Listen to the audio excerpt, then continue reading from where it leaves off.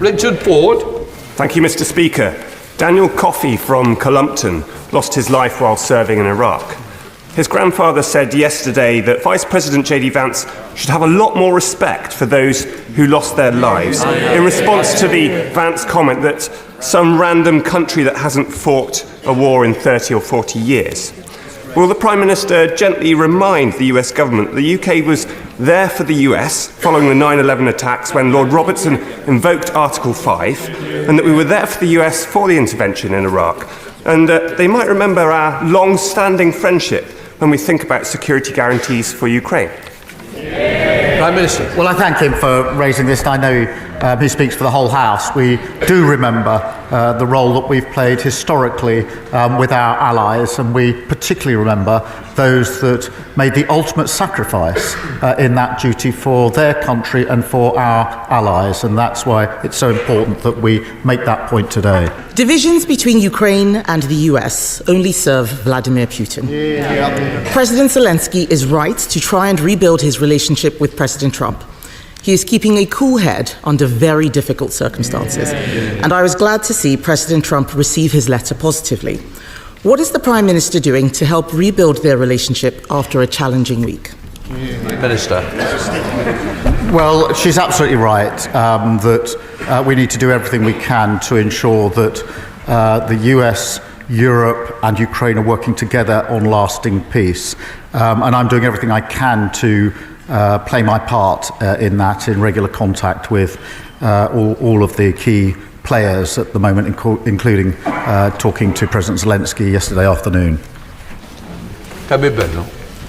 Mr. Speaker, I thank the Prime Minister for that answer. All of us in this House know that the British Armed Forces are a huge source of pride to our country. They put themselves in harm's way to defend our values. As the opposition, we support efforts to resolve this conflict, but we cannot write a blank check. If British peacekeeping troops in Ukraine were attacked, whether directly or via proxies, we could be drawn into conflict with Russia. Can the Prime Minister reassure all those who are concerned about the UK being drawn into war? Minister. Yes, that's the last thing anybody wants to see. And the whole point of ensuring that there's a lasting peace and that any deal, if there's a deal, is defended, is to avoid conflict, to ensure that we do have peace. The way to ensure we have peace is to ensure there are guarantees for any deal that is in place, because the surest risk that there would be conflict is if Putin thinks that he can breach any deal that may be arrived at. The Prime Minister is quite right, and we on this side of the House agree with him. The objective for his visit to Washington was to get that US security guarantee for Ukraine, and I commend his efforts in this very difficult task. But nonetheless, on Monday, the United States withdrew military aid for Ukraine. Can he update the House on the steps he is taking to persuade America that it is also in their national interest to provide a security guarantee? Prime Minister. I'm pleased to inform the House that on Thursday of last week we did discuss security guarantees. The President made absolutely clear his commitment to Article 5 of NATO, absolutely clear that he would have our backs because of the relationship between our parties, and agreed that our teams would sit down together to talk through security guarantees. I've spoken to him, I think, 3 times since then on the telephone, because it is vitally important that we work with the US, with Europe and Ukraine and make sure that if there is a deal, it has proper security guarantees in place. Mr. Speaker, I know the Prime Minister is not able to comment on specific intelligence matters, and I'm certainly not asking him to do that. However, there are concerning reports that the United States has instructed Britain to suspend intelligence sharing with Ukraine, and other reports that Five Eyes itself may be at risk. We need to make sure America does not disengage. There are some in this House who argue Europe should go it alone. But does he agree with me that without this country's greatest ally, any peace agreement would place a terrible burden on Britain and our taxpayers? Prime Minister. Well, I do agree with her wholeheartedly, and that's why in the debate we had just 2 days ago, I've always been clear that we need to ensure that the US, the UK, Europe and Ukraine are working together, but we must not choose between the US and Europe. We never have historically, and we're not going to do so now. Kevin Bell. Thank you, Mr. Speaker. I thank the Prime Minister for his comments on that. He will know that it is not just the security situation that worries people. They are also concerned about trade wars and the economic impact of tariffs, like those leveled on Canada and Mexico yesterday. The best way to avoid America putting tariffs on Britain is to reach agreement on a US trade deal. Following the Prime Minister's trip to Washington, have talks on a UK-US trade deal begun? Prime Minister. Well, I was pleased in the meeting I had last week that we did discuss an economic deal and agreed that our teams would indeed sit down rapidly to talk through an economic deal, and that is what they're doing, because as she rightly says, that is far better than getting drawn into conflict in relation to tariffs. Kevin Bell, no? Thank you, Mr. Speaker. I'm glad the Prime Minister has confirmed that those talks have started. People across our country are worried. They're worried about national security. They're worried about whether we can equip our military fast enough. They are worried about whether we will deploy troops in Ukraine and whether we will be able to keep the peace. They are also worried about our economic security. Can we afford all this? The world is changing fast, and we need an entirely new approach to our economy and our energy security. The budget last year halted growth with higher taxes and higher borrowing. Yesterday, farmers were protesting in Whitehall again. People are hurting. Will he now change course so we can have the economic security we know we need for our national security? Prime Minister. We were doing so well.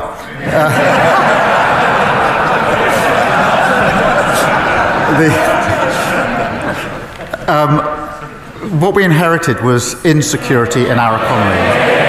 We inherited a 22 billion black hole. And we have now turned that around. We've got the highest investment coming into our economy. We've got wages higher than prices. Got 3 times interest rates have been cut. That's the difference between stability with Labour and instability with the party opposite. Thank you, Mr. Speaker. I commend the Prime Minister for his decisive leadership that he has shown in Europe and at home to bolster our collective security. The £13.4 billion increase in defence spending has been very much welcomed in my constituency of Stevenage. Can the Prime Minister outline how that increase in defence spending will boost jobs and growth in places like Stevenage, and would he like to join me in visiting some of those businesses?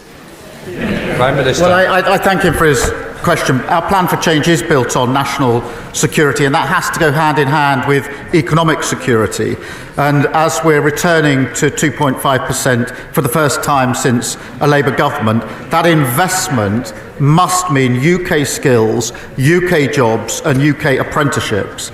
And I was very pleased that on Monday we were able to announce a new hub and new spending targets to help 12,000 SMEs access the supply chain, which will boost economic growth, and that'll be really important in so many constituencies. And of course I'll consider his invitation. Leader of the Liberal Democrats, Sir Ed Davey. Mr. Speaker, yesterday I visited Kingston's Army Reserve Centre, met members of the Royal Army Medical Service who'd served in Iraq and Afghanistan very bravely. So can I associate myself with the Prime Minister's initial remarks? On Monday, the Prime Minister rightly said a minerals deal only was not a sufficient security guarantee for Ukraine. But since then, the Trump administration has said that a minerals deal is the only guarantee on the table, and President Trump has removed military aid from Ukraine and said that the British cannot share American intelligence with Kyiv. Both those decisions mean more brave Ukrainians will die and further embolden Vladimir Putin. So can the Prime Minister tell the House, does he still believe that President Trump is a reliable ally? And if Ukraine does not get a sufficient security guarantee from this White House, what is the Prime Minister's plan B? Prime Minister. Well, Mr. Speaker, look, we work very closely with the United States on defence, on security and on intelligence. We have done for many, many years. We're intertwined, and of course they're a reliable ally. We are operating on that basis day in, day out across the world, as he knows. In relation to the situation as it develops. Obviously, our main focus, our only focus, is on a lasting peace in Ukraine. There are many moving parts, there are many discussions to be had, but what I'm doing is staying focused on what I think is the single most important outcome, which is a lasting peace in Ukraine, which is good for Ukraine, for Europe, and of course essential for the United Kingdom. Sir Ed Davey. The Prime Minister knows we all support him in that effort. But can I take him back to President Trump's reliability? 4 British women have accused Andrew Tate of rape and human trafficking, and British police have issued arrest warrants. The Tates have tried to escape justice, first to Romania, now to the United States, but I'm delighted that Florida has thankfully opened a criminal investigation.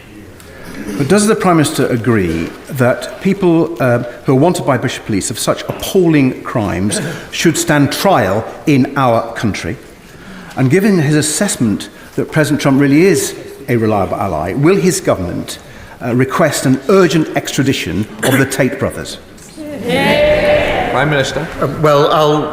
This is a live issue, as he'll appreciate, and therefore I'll tread carefully. But the principle is absolutely clear. Justice must be done in all cases, including in this case.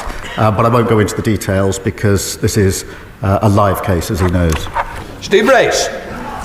Thank you, Mr. Speaker. I'm supporting many parents in Exeter who are struggling to get the support they need for their children within the SEND system run by Devon County Council.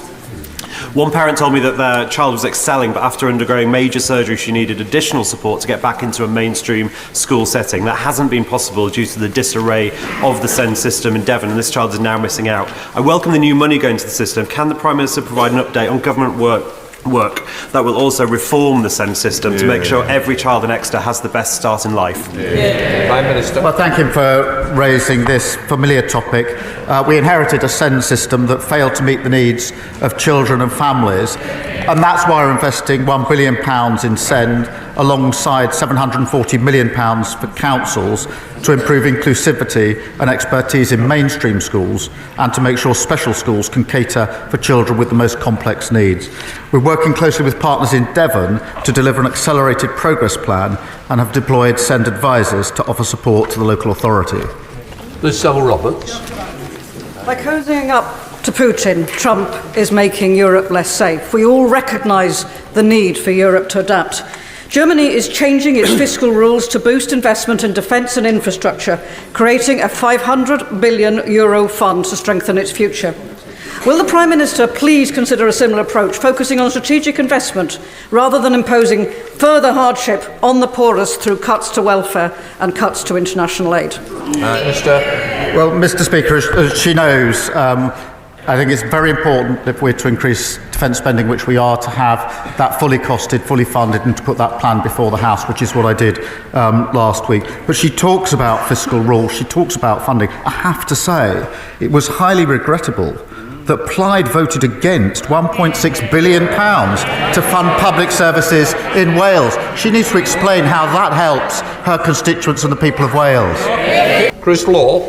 Thank you, Mr. Speaker. This week, President Trump has ended military aid to Ukraine, reportedly banned the UK sharing US intelligence with Ukraine, and is now seeking to lift sanctions with Russia to appease Vladimir Putin, a murderous, lying dictator.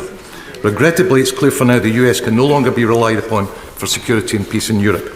So will the Prime Minister provide leadership to our allies by urgently making the decision to be the first leader to release seized Russian state assets to Ukraine under the established principle of international law, so that Putin must pay as the aggressor? Minister. Mr. Speaker, on the question of assets, obviously we're using the profits, the interest on the assets to help fund Ukraine, and we are looking with others at whether it's possible to go further, and obviously I'll update the House if that's possible. But I have to say, at a time when defence and security in Europe, in the UK, needs to be ramped up for all the reasons that he readily understands, for the SNP to maintain its position that it wants to get rid of the single most effective deterrent that we have, the nuclear deterrent, really has to be explained in its historical context. Paul Davies.